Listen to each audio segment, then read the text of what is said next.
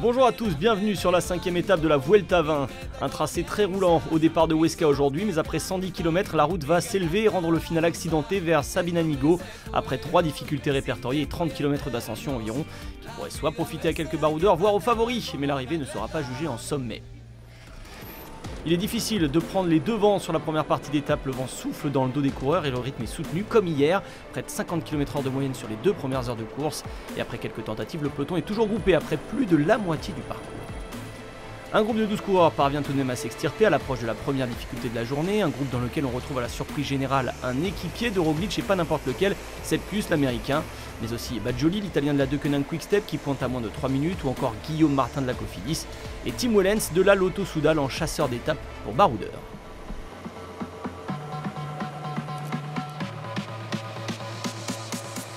Deux coureurs partent à l'assaut de l'Alto Devio, Wellens et le jeune néerlandais de la Sunweb Timen Arensman.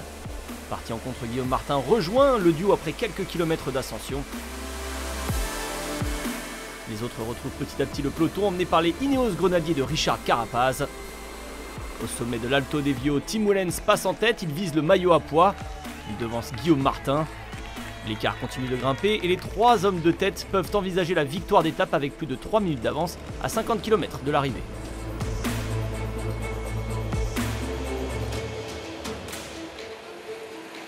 Un écart de 3 minutes qui se tient toujours au sommet de la dernière difficulté de la journée, l'Alto de Petralba. Martin, Arensman et Wellens s'en vont donc se disputer l'étape alors que Tim Wellens, qui passe encore en tête au sommet, en profite pour prendre le maillot à pois pour 1 point devant Richard Carapaz. Pas de bagarre dans le peloton, aujourd'hui place à la bagarre devant pour la victoire d'étape et méfiance car le mur final à 800 mètres de la ligne devrait livrer son verdict, le plus frais pourrait en profiter. Tim Wellens now accelerates. Timen Arensman, I think he just used that kick a little bit too early. Wellens now is going for the victory here for Lotto Soudal. Tim Wellens looking for his first Vuelta a España victory. 50 meters to go. Guillaume Martin locks up. Tim Wellens wins in the top of this climb. He takes his first Vuelta a España stage victory. Tim Wellens fait coup double dans cette étape, le maillot à pois et la victoire. Plus fort dans le mur final, Wellens avait de la marge face au jeune Arensman et à Martin, pur grimpeur. Wellens remporte sa première victoire sur la Vuelta, la 3e sur un grand tour avec 2 succès déjà glanés sur le Giro. Feels super good. Had a difficult period with a big crash. Je me sens super bien, ça fait du bien cette victoire. J'ai eu une période difficile après une lourde chute. J'ai eu besoin de temps pour retrouver de bonnes jambes. J'avais un peu peur d'arriver sur la Vuelta. L'objectif de l'équipe, c'était clairement de gagner une victoire et c'est super de l'avoir fait si tôt dans la course. On peut courir l'esprit libéré maintenant. Je suis content de cette belle victoire.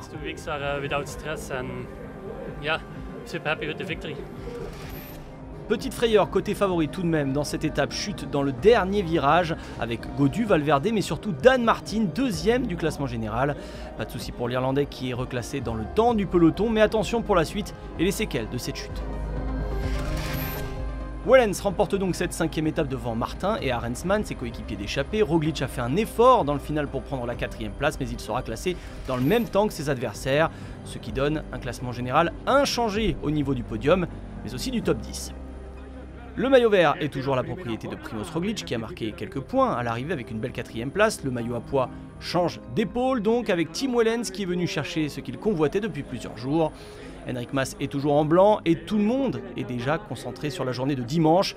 Petit changement tout de même au programme, exit le passage en France et le Tourmalet. L'étape sera quasiment aussi longue que celle initialement prévue mais s'achèvera au sommet d'Aramon Formigal après 15 km d'ascension environ à moins de 5%.